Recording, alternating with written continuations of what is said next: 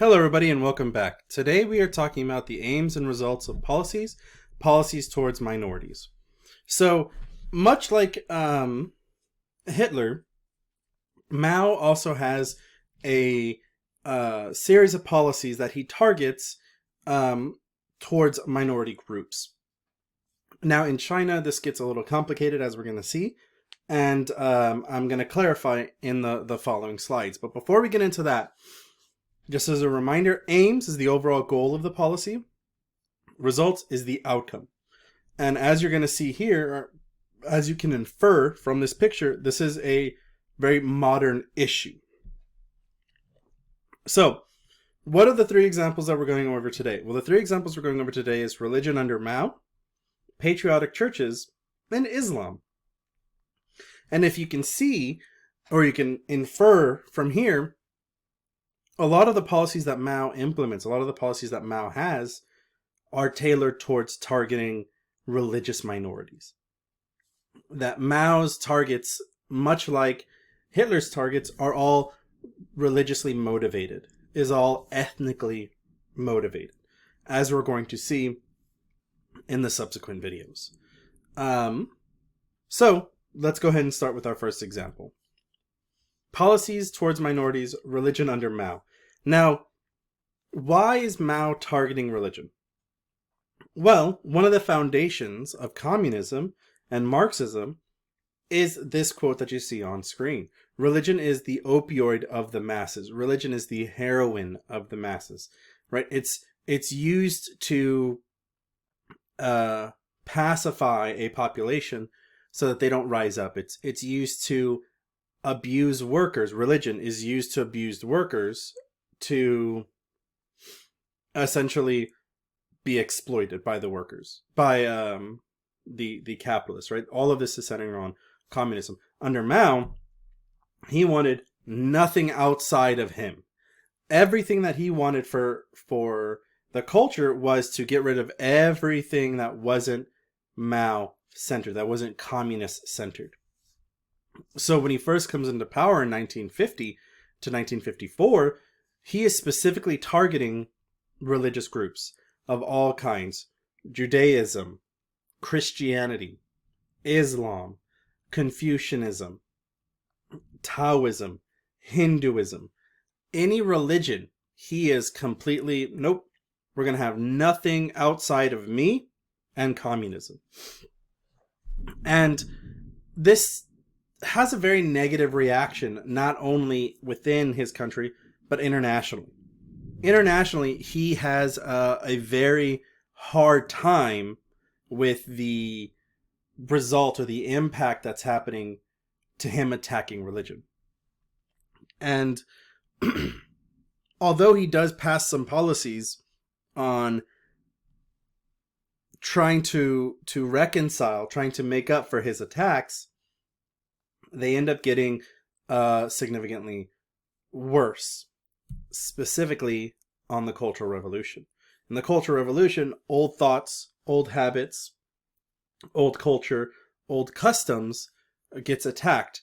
So that means anything before Mao is getting destroyed. This is specifically focusing on religion, as we can see in this picture. In this picture, you have Red Guard members here and the population around burning specifically Buddhist statues and Taoist statues and Confucian statues. These are statues of old faiths of China that have been put into a pyre, is what this is called, and burned. So religion is very much something Mao wants to attack as much as possible. And he does over the period of time.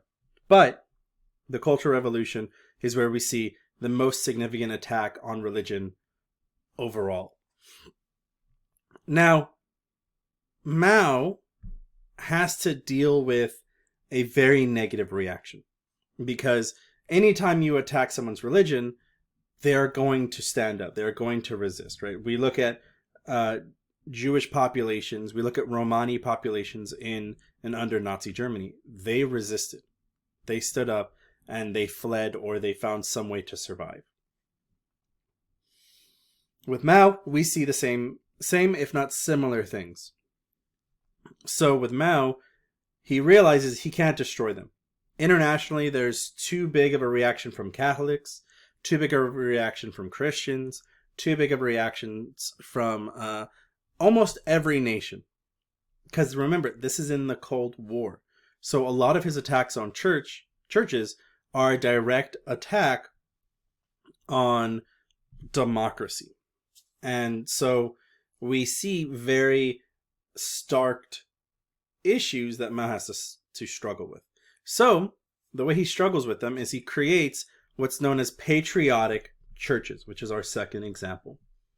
And essentially, if you can't join them, force them to join your churches. So Mao takes every Eastern religion and every Western religion and decides, all right, we're going to go ahead and manipulate these. We're going to go ahead and settle this so that we will have Christian churches. We will have Buddhist, we will have Hindu churches or Hindu temples.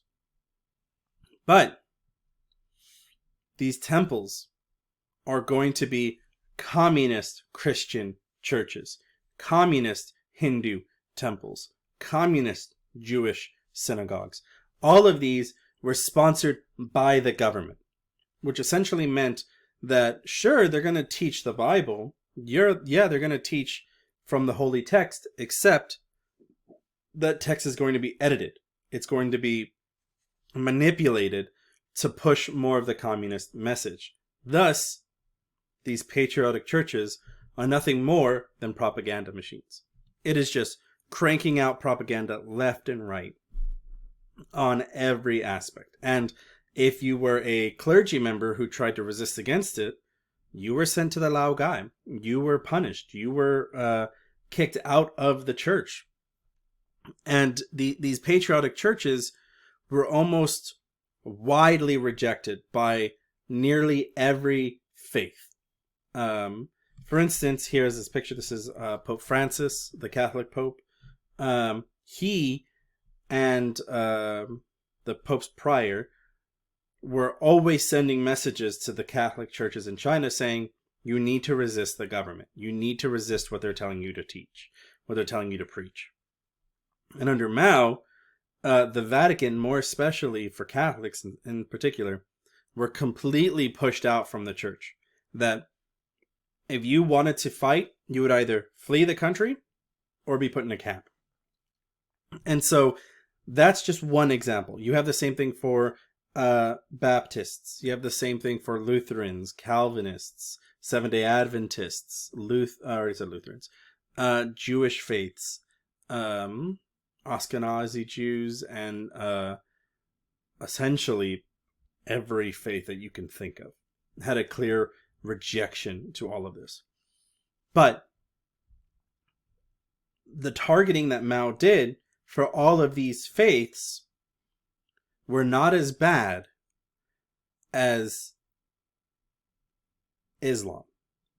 Islam in China faces is pretty much a clear allegory, or not a clear allegory, a clear connection to Hitler. Hitler attacked the Jews. China attacked Islam. Mao attacked Islam. Because Mao was so afraid that where the Islamic population was in China, which is the northwestern border between Mongolia, Afghanistan, and multiple other countries, they were a predominantly Islamic region. And in Islam, you belong not only to the nation of your country, but also to the nation of Islam, right? Christianity, it's the same thing. You have Christian nations. So you have, the Baptists all belong to the Baptist nation, so on and so forth. But in Islam, there is a deeper connection on, yes, you practice your faith in your country and you outwardly express your faith, but also learning from the lessons of the past, you're not supposed to betray your faith for your nation. And Mao was so afraid of the Islamic populations in China that he ended up targeting them the most. And a lot of that came down to, although every faith, Christianity and Judaism and Zoroastrianism, Hinduism, Buddhism, they all have physical requirements on a certain level of how you're supposed to look and how you're supposed to identify. In Islam, it is the largest and most explicit. So for Mao, he wanted to target them for rejecting any sort of culture that he wanted to show. So of the Islamic populations in China, there are 4 that he targeted the most. The first is the Uyghurs, then it's the Khassans, the Hui, and the Kyrgyz. These 4 populations were the ones that Mao targeted the most by sending them into Laogai, by having them executed, by having them forced into labor, by creating special camps just for Muslims all across the western border. So much so that the attacks and the institution and the propaganda that Mao established during his reign over China is still present today, is still present and plaguing China on their attack of the Uyghur tribe more specifically. In fact, this photo here and the photo you saw at the very beginning of the lecture are Islamic Uyghurs who are trying to protest, who are trying to reach out to the world and saying, we are still being persecuted. They are still ending up in camps. And China, to this day, still denies any attack that they have ever done to these Islamic populations. And yet, we are finding camps. We are using surveillance. We are using satellite imagery. There are handwritten notes that are being sent out from these camps by these people being persecuted. So the policies that we talked about in this lecture are not only important because it's a great comparison between Hitler and the Jews and Mao and Islam or Muslims, but also this is an issue that is still very heavy and very prevalent today.